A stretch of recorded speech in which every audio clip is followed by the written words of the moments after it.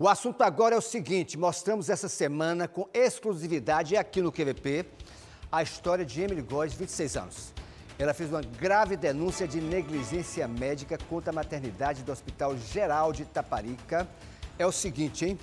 É que 2 meses após o parto, material cirúrgico foi encontrado dentro dela. Vamos relembrar o que disse Emily Góes, que é a vítima. Ela fez a denúncia e falou com exclusividade aqui no QVP. Vamos ver. Eu senti febre, eu senti a dor na cesárea. Minha cesárea demorou de cicatrizar, estava aberto um lado. Ficou um pouco inflamada. Mas eu estava tomando medicação em casa, achando até por conta que foi a cesárea que eu tinha feito e que estava delicada para não ter feito 2 cirurgias em um dia só. Entrei dentro do banheiro para tomar banho, me lavando a parte íntima. Foi que eu senti algo me incomodando. Aí, por curiosidade, meti a mão para poder esticar. Quando eu estiquei, puxei de vez, senti aquela dor, a ardência. Quando fui ver, foi o pano. Aí aquilo ali já foi aumentando as dores, eu fiquei agoniada. Aí foi que minha mãe me levou para a maternidade, para a emergência. Se eu morro, perco meus filhos. Ia ficar cuidado de quem? De minha mãe. Por conta de erro médico. Eu acho isso muito errado. Assim como foi, eu poderia ter sido outras pessoas e ficar por isso mesmo. Porque daqui correr atrás para saber o que foi. Não pode ficar por isso mesmo. A gente continua acompanhando esse caso impressionante que requer o quê? Investigação. Deixa eu ir ao vivo com Lorena Dias, brilhando, cheia de talento na informação e vai atualizar esse caso absurdo. Muito bom dia, Lorena. Esse caso realmente é lamentável e, como eu falei, não pode de maneira nenhuma cair na impunidade, não é isso, minha amiga? Pois é, Casemiro. Bom dia a você, bom dia a todos que acompanham o QVP. Eu estive lá, do lado de Emily, relatando todo esse caso e eu confesso que me deu aflição de imaginar ela retirando por conta própria, esse pano de dentro dela, um pano que teria sido esquecido, durante a operação que ela fez, a cesárea, e ela falando aí, muito emocionada de como seria, para as filhas dela, inclusive Maria Elis, que tinha acabado de nascer, se tivesse perdido a mãe, se ela não tivesse sobrevivido aí diante dessa situação.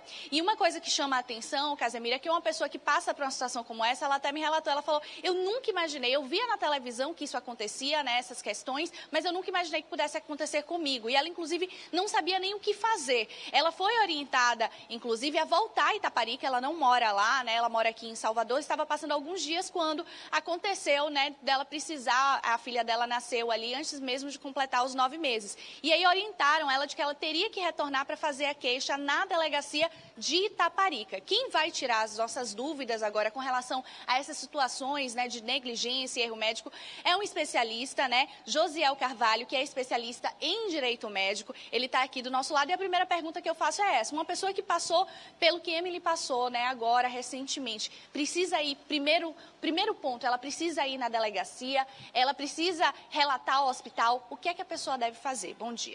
Olá, bom dia, Casemiro. Inicialmente deixo a minha solidariedade a essa mãe. Pois bem, a gente fala de responsabilidade.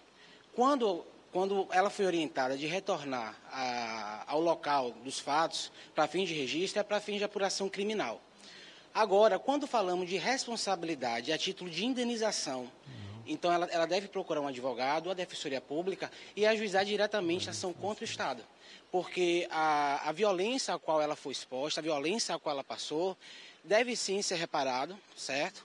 Agora, para fim criminal, de fato, ela tem que registrar um boletim de ocorrência para verificar o grau, a extensão dessa violência e a tipificação correta do crime.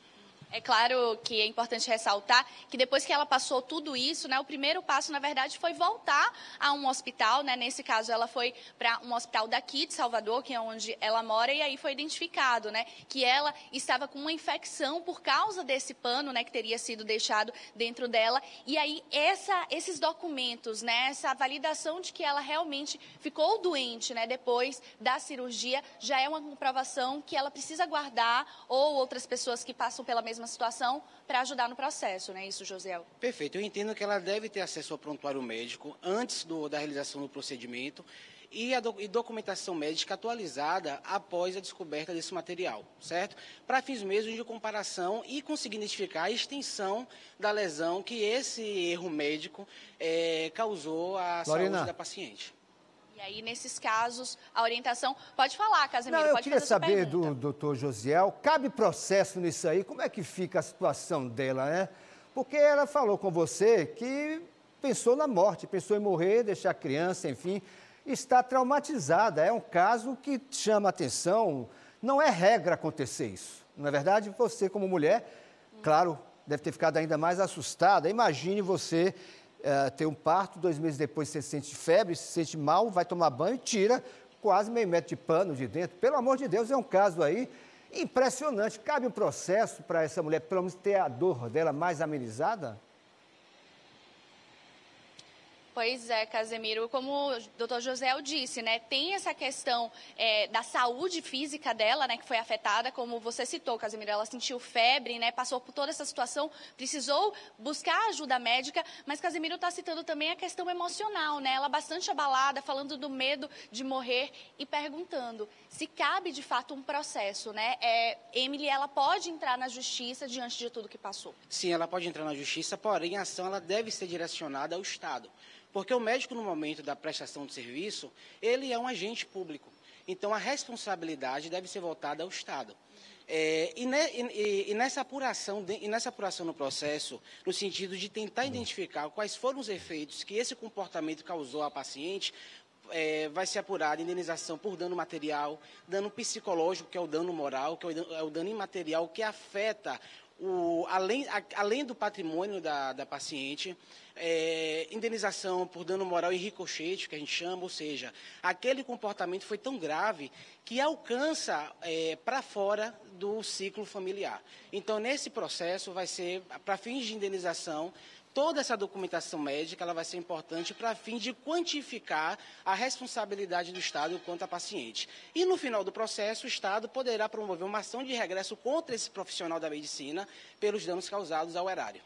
Ok, muito obrigada pelas informações. E lembrando, Casemiro, que como o Hospital Geral de Itaparica, ele é de responsabilidade do Estado, né? Inclusive, como o doutor Josiel falou, a gente vai ler a nota, né, enviada pela CESAB, que qualquer paciente que tenha dúvida ou reclamação dos procedimentos adotados nas unidades, né, da CESAB, podem buscar o serviço social da unidade ou a diretoria. O paciente ou familiar pode ainda registrar a sua manifestação na ouvidoria pelo telefone 0800 284 0011. Lembrando, Casemiro, que assim como você comentou, né, quando a gente exibiu a reportagem, a CESAB não se pronunciou com relação a esse caso específico de Emily. É com você aí do estúdio. Muito obrigado, Lorena. Obrigado também ao doutor José, advogado aí de Emily. O negócio é o seguinte também, tá? A gente procurou o CREMEB, o Conselho Regional de Medicina da Bahia, que falou que não tem porta-voz, pois, além de não nos posicionarmos sobre casos concretos, a nota do CREMEB, hein?